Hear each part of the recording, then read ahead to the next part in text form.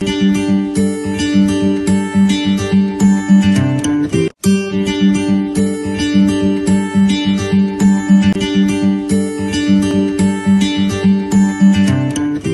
et messieurs, bonsoir. Merci de rester encore fidèles au programme de Thiaroye TV International. Bienvenue encore à ce numéro de votre émission éducative dénommée Le Temps de Philosopher.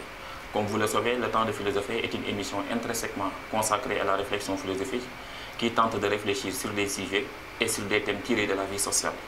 Alors pour aujourd'hui, nous allons nous efforcer de réfléchir sur deux notions qui sont fondamentales, qui sont importantes, je dirais, que sont la politique et l'éthique.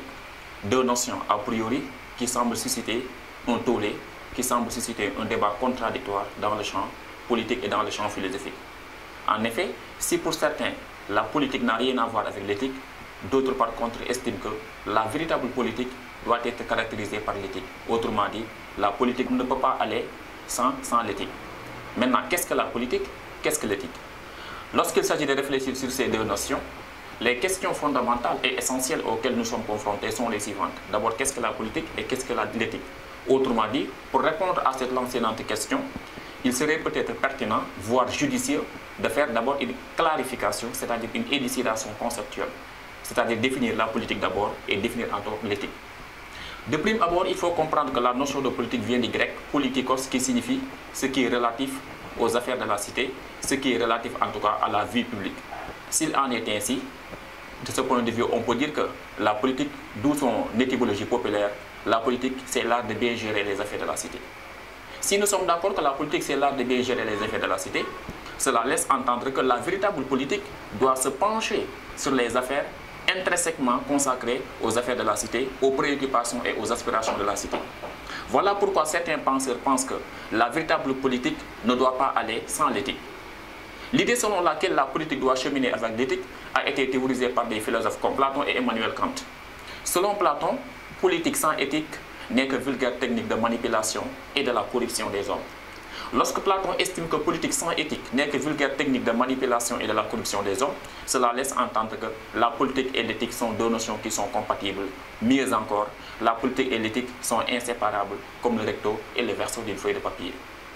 Cependant, un tel point de vue a été contesté par le penseur italien, en l'occurrence Nicolas Machiavel, qui, dans son ouvrage intitulé Le Prince, Nicolas Machiavel s'efforce de donner les critères, si vous voulez, les qualités fondamentales que l'on attend d'un chef, que l'on attend d'un dirigeant.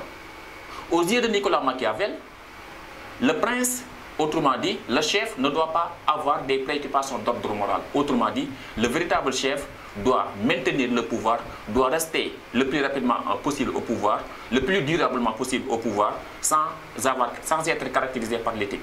D'où sa fameuse maxime politique qui consiste à dire, en politique, la fin justifie les moyens.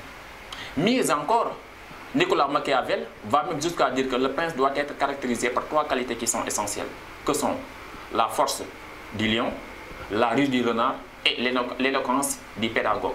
S'il en est ainsi, on comprend que la politique et l'éthique sont deux notions qui sont incompatibles. La politique, autrement dit, doit contester, doit aller sans l'éthique. Voilà pourquoi on peut comprendre la posture de certains hommes politiques qui, à travers leurs déclarations, ils ont souvent tendance à dire et à se dédire. Cela laisse entendre que ces hommes politiques seraient influencés par Nicolas Machiavel qui, dans son ouvrage intitulé Le Prince, s'efforce de donner ce qui caractérise la véritable attitude d'un homme politique. Voilà en somme ce que j'ai apporté aujourd'hui pour le partager avec vous dans votre émission éducative Le Temps de Philosopher.